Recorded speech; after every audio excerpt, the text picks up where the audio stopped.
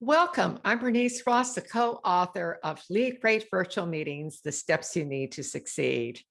Let's face it, today everybody is struggling with either being a participant on a virtual meeting or having to lead these, oftentimes with no training. There are so many different things that can go wrong, whether it's the technology, whether people come in late, there's interruptions. There are so many things you have to deal with when you lead a virtual meeting.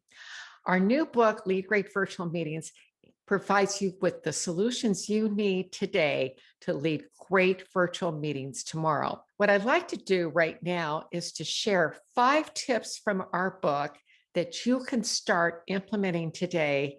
So let's start with tip number 1. I have a question for you. I'd like to ask you, what is the most important element in any virtual meeting? Now, you may think it's you as the leader, maybe the video, your content, but the truth of the matter is the most important element is your audio. And there are several reasons for this. First of all, every one of us has had experiences with phone calls breaking up when we're talking on our cells. And what happens when you can't hear someone, you hang up. Well, the same thing happens on virtual meetings. If people do not, they do not have a clear audio feed, then they are going to leave your meeting and they almost never come back.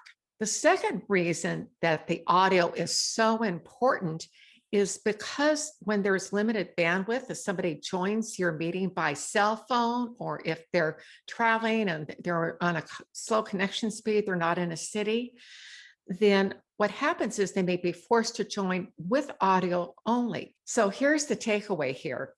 Number 1, be sure that you are on the highest possible connection speed that you can be.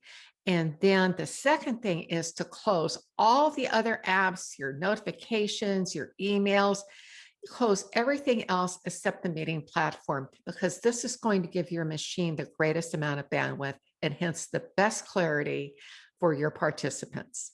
Let's go on to tip number 2. People are hungry to be heard. All you have to do is look at all the activity on the social media, places like TikTok and Instagram and Facebook, YouTube. Everybody wants to post stuff that people will listen to. The problem is almost no one is listening. So a takeaway for you as a virtual meeting leader is to ask questions and then listen to what your participants say. Because when you do that, they feel they have been heard, but this establishes trust and connection. Consequently, when you have that, they don't care about how you look or how you sound. They care about that connection with you. So instead of focusing on that, focus on your participants and hearing what they have to say. Question and listen. Tip number 3. I have a question for you. What makes someone a great leader, teacher, or speaker? Well, it comes down to 2 words: connection and engagement. And we mentioned this in number 2, but when you hear what others are saying, that builds that connection. One of the best ways to do this is to shift from using the words I, me, and my to using the words you and your. You want to shift the focus from you onto your participants. To illustrate this point, listen to the 2 following statements. Here are 5 strategies that I have found to be very useful. Now, where's the focus? It's on me. We want to shift that focus to being on the participants. Now, listen to this next statement. Here are 5 best practices. Which of these will work best for you when you lead meetings? Now, the reason this statement works is notice how I have shifted it from I and what I think into what works for the participant. And then I asked a question, which one will work best for you? Well, now I've got their brain looking for the answer to that question as they hear those best practices. So what's going to happen? They're going to walk away, well, this is one that'll work best for me. But what that does is it anchors it for them. And now they've got something that is a benefit because it's about them. It's not about you. Here's tip number 4, and it's really an important one. It's called the power of pause. When you're leading a meeting, sometimes there will be a technology problem, perhaps a disruptive participant, or something else going on in the meeting that has to be addressed in that moment. And you may have to tactfully interrupt the person who is speaking. The way to do this is to use the word pause. Now, to use the word pause, first of all, you need to set this up at the beginning of your meeting and simply say, if there's a problem with the technology or something else that's going on where I need to break in, I'm going to use the word pause. And I want to encourage you to use this very sparingly. But okay, so you've established that at the beginning of your meeting. Then when it does happen, then you might say, Susan, could you just pause for a moment? We're having some problems with your audio feed. Okay, so you can break in and do that.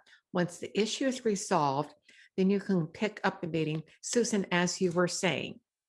But the idea here is that it's a gentle way to break into the conversation, but it's also a powerful way when there's a disruptive participant and you need to shift away from that person. Here's tip number 5, and it's a question. Do you know what makes Zoom meetings so exhausting? If you haven't heard the expression Zoom fatigue or Zoom gloom, this describes what happens. It's this kind of draining energy that virtual meetings have on you. And here's what the problem is. First of all, your brain is wired to process one thing at a time. That's your conscious brain. So you're sitting there and you're looking at the screen. And if you have just one other person or two people that you're talking with, and they're in a couple different environments, we can manage that okay. But when you have 5, 10, 15, 20 or more on the same screen, your brain goes into information overload. It can only process one thing at a time. So here are two solutions. First of all, as a participant, at least on Zoom and most of the big meeting platforms, you can set your video to, instead of gallery view, which is side by side, and you're going to see all the different array of speakers and their backgrounds. This just lets you see the person who's speaking. That's the first thing. The second thing is limit your screen time. If you can do a meeting face to face or by phone, do so. Limit your time on Zoom. And a number of my friends who do a lot of Zoom meetings say now they only do those meetings 2 or 3 days a week. They just schedule everything back to back. They only have to get dressed once. They only have to set up their audio and their video once they're ready to go, and then they're done. So again, limit your screen time on the meetings, use speaker view, and that will help to relieve some of your Zoom fatigue. To wrap up for today, if you found these tips to be useful, please order our book, Lead Great Virtual Meetings, The Steps You Need to Succeed.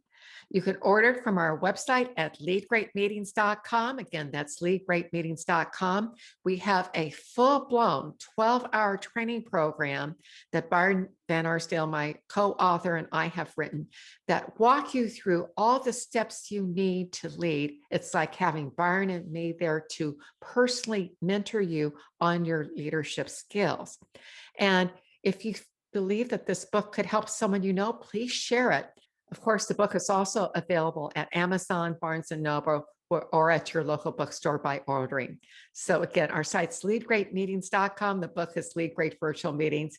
Thank you for being with me today, and we wish you every possible success on the meetings that you lead.